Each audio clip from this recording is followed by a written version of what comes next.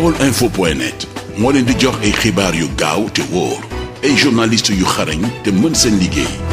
baolinfo.net, le portail du Baol sur le web. baolinfo.net mën ngeen a abonné sunu chaîne YouTube Baol Info ngir ngeen di man di jot bépp xibaar bu ñu dugal. ci fitna gi ci wàllu politique nervi yi rawatina ñu bari di ko ñaawlu ñenn ñi sax dem ba am ci tiitange ku mel ni Alioune Tine jàpp ne mën naa jur sax guerre civile yàlla bu nu ci yegg nervi yooyu nag ñu joxoñ leen baaraamu tuuma surtout yéen ci seen camp neenu ci tournée président de la République gis nañu ci ay nervi yore ay yat di dóor ñeneen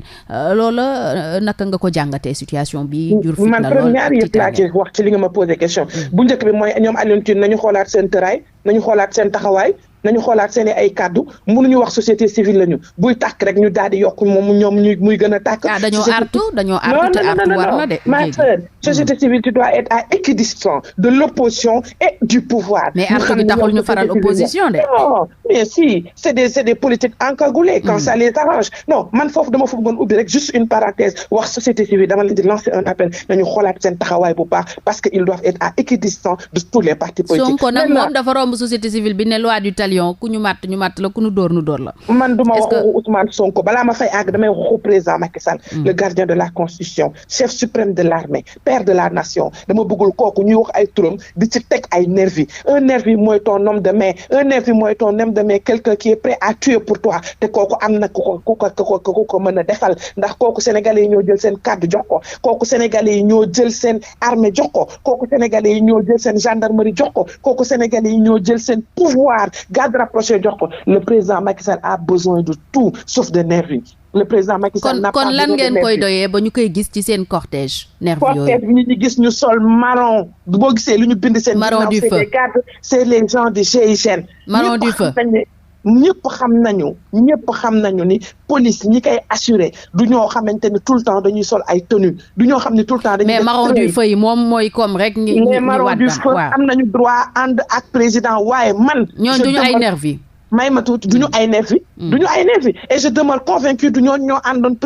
président de assurer sa sécurité ñooñu am nañ droit ànd ak président def ak moom tournée attention c'est des militants et c'est des Sénégalais mais le président sa sécurité est assurée par nos forces de défense et de sécurité te sax foofu damay attirer sa attention dañu bàyyi li ñuy def ndax dañuy yàq dara suñu police ndax notre police amul moroom kenn du ko naatable tant sur le plan national. mais ñi ñu gis ñu yor yàq di doore ñooñu duñu ay policiers ñooñu moom ay nervi lañ xaw ma fu ñu jógee waaye ay nervi am na yoo xamante ni duma ci sori parce que manipulation bi ñëpp xam nañ ñu mu toll te léegi képp kuy jóg ku ne da ngay am sa gros bras waaye man en tant que jigéen man en tant que femme man en tant que yaay et une personne engagée je condamne la violence avec ma dernière énergie. Je condamne la violence sur toutes ses formes. Que ça soit la violence physique, que ça soit la violence morale. Parce que violence du jur jàmm li ñu boole moo ëpp lu ñu tàqale dama ni président defu ko waaye képp kuy responsable politique nga ànd ak sa bras armé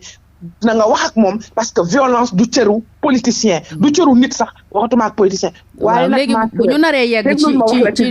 loi du talion ak local yi ñu dëkkal tiitoo ci fitna ndax politique yi nag jotul yéen ngeen toog waxtaan ci seen biir daal di indi saafara ci mbir mi gannaaw yéen lañ ci gën a jox jéggi na politique bi gaa ndax mi ngi ci université ak fépp avant sax loolu il faut admettre que la violence yëpp lu ko njëkk indi c'est la violence psychologique mooy menace bi ñu di vivre soo génnee soo waxee ñu saaga la soo waxee ñu ne dinañ taal sa oto soo waxee ñu ne dinañu la dóor loolu moo tax ku nekk di jug di wut garde corps kon nañu xoolaat suñuy taxawaay ku ñu jéppi duñu jéppante les politiciens moomuñu dëkk bi les politiciens dañu leen tànn parmi tant d'autres jël ay kàddu teg ko seen loxo loi du talion nag duma ci sore Ousmane Sonko sa violence ñëpp ko yëg Ousmane Sonko sa violence ñëpp ko sentir ay mortal combat lay wax ay résistance lay wax ay xeex lay wax kooku duma ko tontu xam nga kan laa koy bàyyeel les forces de défense et de sécurité am na loo xam ne bu ko laalee dootul affaire politique c'est des affaires d'État locales yi nag mi ngi ñëw comme li nga wax damay woo Sénégalais yëpp waaye ndey yi laay woo baay yi laay woo yarkat yi laay woo école yi yëngu na université yi yëngu na la violence est au summum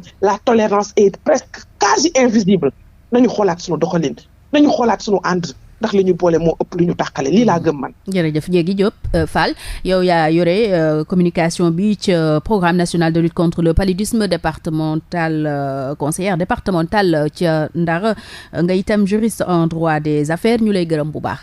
maa ngi lay gërëm maa ngi lay sant di nga kontaan trop ci opportunité bi nga ma jox ma wax ak sénégalais yi. baolinfo.net moo leen di jox ay xibaar yu gaaw te wóor ay journalistes yu xarañ te mën seen liggéey baolinfo.net, le portail du Baol sur le web. baolinfo.net mën ngeen a abonné sunu chaîne YouTube Baol Info ngir ngeen di man di jot bépp xibaar bu ñu dugal.